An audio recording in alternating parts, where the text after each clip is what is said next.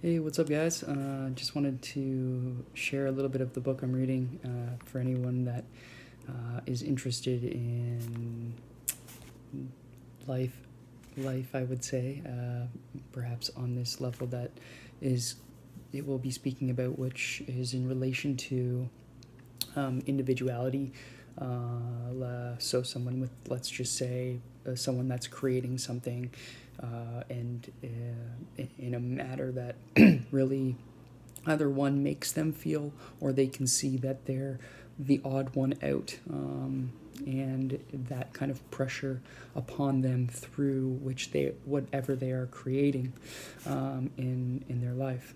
So in this thingy, I'm reading a book called The Denial of Death, kind of going back and forth between this and other books, but he says here the whole thing boils down to this paradox. If you're going to be a hero, then you must give a gift.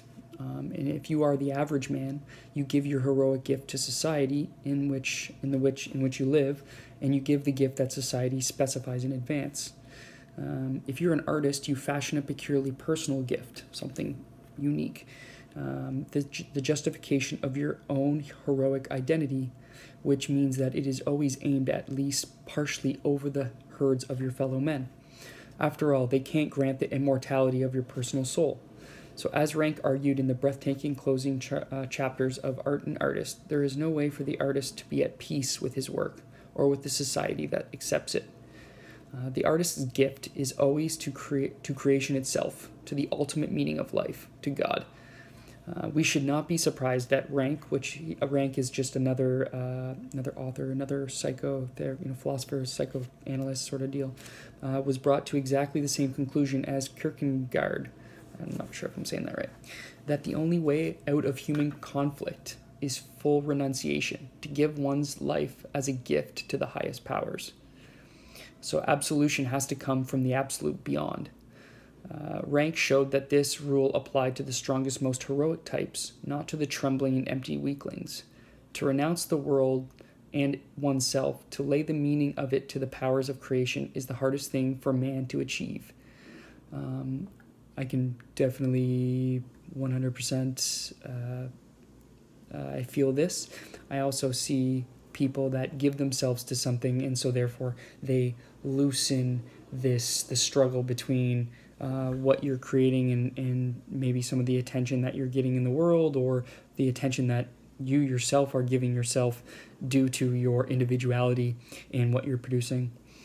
He says, to renounce the world and oneself, to lay the meanings of its powers of creation, is the hardest thing for man to achieve.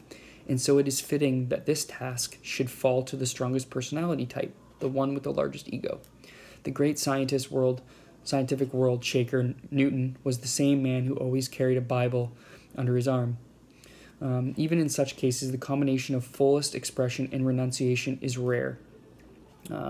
As we saw here in chapter 6 when they were talking about Freud, Sigmund Freud's lifelong problem, which was that obviously he was a genius, and he was creating psychoanalytics, but he had this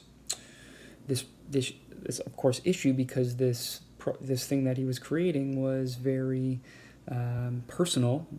But at the same time, it does not give one salvation. I think there's a piece in here that says this quite nicely. Oh yes, here. So we know that Freud was a genius, and we can now see the real problem that genius has: how to develop a creative work with the full force of one's passion, a work that saves one's soul, and at the same time to renounce that very work because it cannot by itself give salvation. In the creative genius, we see that the need to combine the most intensive eros of self-expression with the most complete agape of self-surrender. So I think, this is just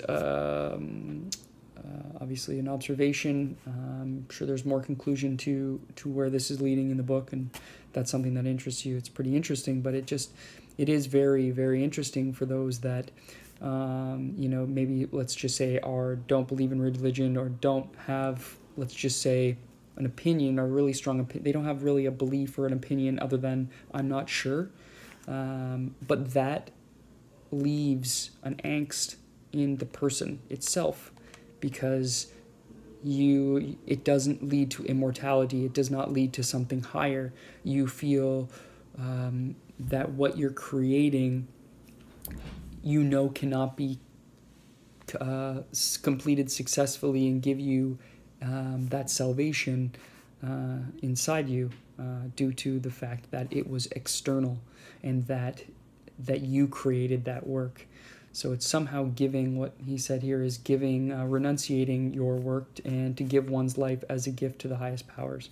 So I just thought that was really interesting and figured I'd share, and yeah, enjoy.